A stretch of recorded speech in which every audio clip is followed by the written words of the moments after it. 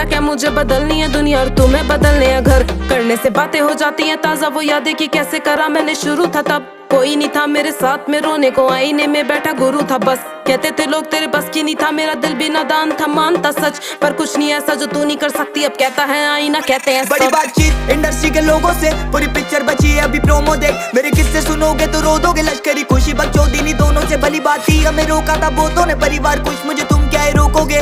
बिस्तर बना देंगे नोटों के अगर मेहनत को पैसों से तोलोगे। संगीत को सब किया समर्पित, लिखे दिल से गाने मेरे अमर गीत। बिगी पाक को सुन गया सफर बीत, मेरी बातें है रोनो मुकलर ग्रीट। मेरी